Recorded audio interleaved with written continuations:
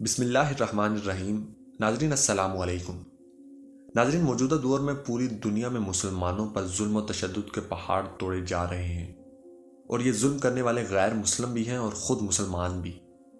بلا شبہ یہ سوال آج کل تقریباً ہر دیندار مسلمان کی زبان پر ہے، اور اس کے دل و دماغ کو پریشان کیے ہوئے ہے کہ آخر مسلمانوں پر اللہ تعالیٰ کی مدد کیوں نہیں آتی، اور اسے سمجھ نہیں آتی کہ اگر مسلمان حق پر ہیں، جو کہ یقیناً حق پر ہیں، تو ان کی مدد کیوں نہیں کی جاتی، اور کفار و مشرکین یہود و نصارہ جو کہ یقیناً باطل پر ہیں، ان کے خلاف اللہ کا جوش انتقام حرکت میں کیوں نہیں آتا، اور ان مشرکین کو تہس نہس کیوں نہیں کر دیا جاتا۔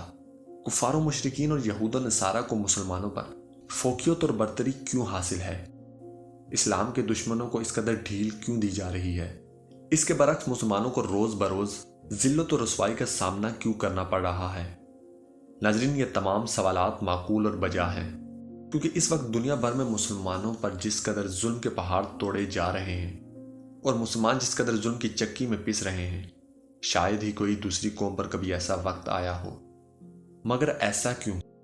کیا مسلمان بدل گئی یا اسلام؟ ناظرین، مسلمانوں کے حق میں اللہ تعالیٰ کی مدد کا نہ آنا ایک قابل تشویش اور غور طلب بات ہے، اور تمام مسلمان اس تشویش میں مبتلا ہیں کہ آخر کیوں مسلمان اللہ تعالیٰ کی مدد سے محروم ہیں، خاص طور پر وہ نیک اور صالح مسلمان جو واقعی اللہ تعالیٰ کے دین کے محافظ ہیں۔ ان پر مصیبت کے پہاڑ کیوں توڑے جا رہے ہیں؟ ان کے حق میں اللہ تعالیٰ کی مدد آنے میں دیر کیوں ہے، اور ان کے دشمنوں کو اس قدر ڈھیل کیوں دی جا رہی ہے؟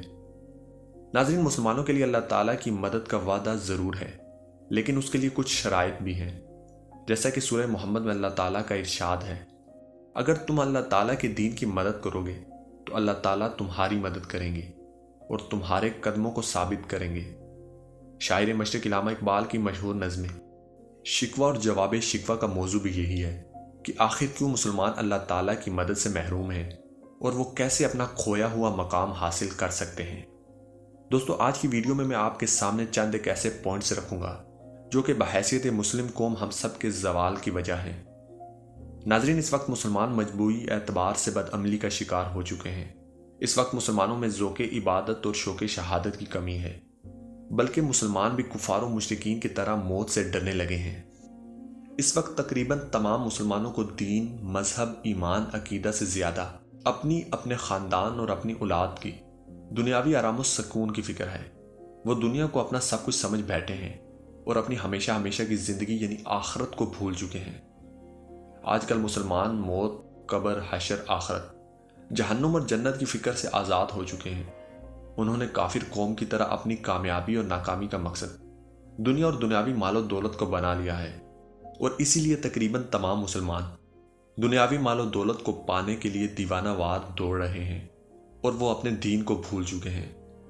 اس وقت مسلمانوں کا اللہ تعالیٰ کی ذات پر اعتماد، بھروسہ اور توکل نہیں رہا، اس لیے وہ دنیا اور دنیاوی مال و دولت کو اپنا سب کچھ سمجھ بیٹھے ہیں۔ ناظرین، جب سے مسلمانوں کا اللہ تعالیٰ کی ذات سے رشتہ عبدیت یعنی عبادت کا رشتہ کمزور ہوا ہے، انہوں نے عبادت و اعمال اور قریباً سبھی کچھ چھوڑ دیا ہے، حتیٰ کہ بارگاہ الہی میں رونا، بلبلانا اور دعائیں مانگنا بھی چھوڑ دیا ہے۔ جس طرح کفر و شرک کے معاشرہ میں بدکرداری، بدکاری، چوری، ڈکیتی، شراب نوشی، حرام کاری، حرام خوری، جبر و تشدد، ظلم اور ستم کا دور دورہ ہے، اسی طرح نام نہاد مسلمان بھی ان تمام برائیوں میں بری طرح پھنس چکے ہیں۔ حتیٰ کہ اللہ تعالیٰ کے وہ بندے جو اس غلاظت کرنے میں نور کی کرن اور امید کی روشنی ثابت ہو سکتے تھے، ان پر اللہ تعالیٰ کی زمین تنگ کر دی گئی ہے۔ چنانچہ آپ دیکھتے ہیں کہ جو مسلمان قرآن و سنت، دین و مذہب کی پاسداری اور اسوہ حسنہ کی رہنمائی میں زندگی گزارنا چاہتے ہیں، ان کو تشدد پسند، دہشت گرد اور ملک و ملت کے لیے دشمن کہہ کر ٹھکانے لگا دیا جاتا ہے۔ نام نہاد مسلمانوں نے کافر اقوام کے پروپیگنڈے سے متاثر ہو کر اور ان کی ترجمانی کا فریضہ سر انجام دے کر دین و مذہب سے وابستگی رکھنے والے مسلمانوں کے خلاف مشکلات کا پہاڑ کھڑا کر دیا ہے، اور ان کو اس قدر بدنام کیا ہے کہ اب کوئی سیدھا سادہ مسلمان بھی اسلام اور اسلامی اصولوں کو اپنانے سے گھبراتا ہے۔ اسلام دشمن میڈیا، اخبارات اور رسائل میں اسلام اور مسلمانوں کو اس قدر خطرناک، نقصان دہ اور ملک و ملت کے لیے دشمن باور کرایا گیا ہے کہ اب خود مسلمان معاشرہ ان کو اپنانے اور گلے لگانے پر آمادہ نہیں۔ دوستو دنیا کی محبت نے مسلمانوں کو اس قدر جھنجھوڑ رکھا ہے کہ اب مسلمانوں میں حلال و حرام کی تمیز باقی نہیں رہی۔ اب کوئی مسلمان حلال و حرام کی تمیز نہیں کرتا۔ اس لیے مسلم معاشرہ میں بھی سود، جوا، رشوت اور انعامی سکیموں کا رواج ہے۔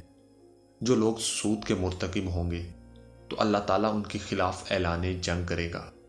ظاہر ہے جو مسلمان سود خور ہیں وہ اللہ تعالیٰ سے حالت جنگ میں ہیں، اور جن لوگوں سے اعلان جنگ ہو ان کی کیا مدد کی جائے گی۔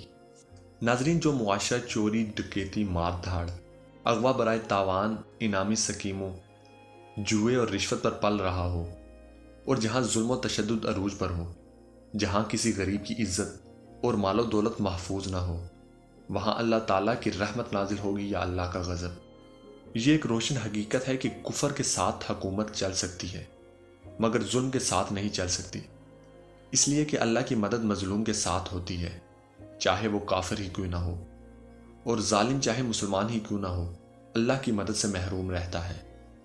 جس قوم اور معاشرہ کی غذا، لباس، گوشت حرام مال کی پیداوار ہو، اس کی دعائیں قبول نہیں ہوتی، جیسا کہ حدیث نبوی صلی اللہ علیہ وآلہ وسلم کا مفہوم ہے۔ اللہ تعالیٰ پاک پاکیزہ ہیں اور پاک پاکیزہ ہی قبول فرماتے ہیں، اور بے شک اللہ تعالیٰ نے مومنوں کو بھی وہی حکم دیا ہے جو رسولوں کو حکم دیا تھا۔ اللہ تعالیٰ کا ارشاد ہے کہ اے رسولوں کی جماعت، پاکیزہ چیزوں میں سے کھاؤ اور اعمال صالحہ کرو، کیونکہ جس انسان کا کھانا پینا حرام کا ہوگا، جس کا لباس حرام کا ہو، جس کی غذا حرام کی ہو، تو اس کی دعا کیسے قبول ہوگی۔ ارشاد نبوی صلی اللہ علیہ وآلہ وسلم کا مفہوم ہے کہ لوگوں پر ایک ایسا دور آئے گا کہ مومن مسلمانوں کی جماعت کے لیے دعا کریں گے مگر ان کی دعا قبول نہیں کی جائے گی۔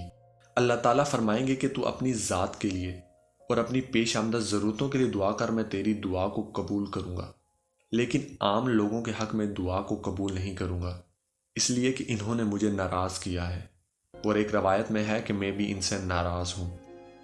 دوستو ہمیں یہ بات جان لینی چاہیے کہ آسمان سے اچھے یا برے فیصلے اکثریت لوگوں کے عمل اور بد عملی کی وجہ سے نازل ہوتے ہیں، اس لیے ہمارے اعمال کس طرح کے ہیں یہ ہم خود خوب جانتے ہیں۔ اب فیصلہ آپ پر ہے کہ جس معاشرے کا یہ حال ہو، جن مسلمانوں کے اعمال و اخلاق کا یہ منظر نامہ ہو، وہاں اللہ کی مدد آئے گی یا اللہ کا عذاب۔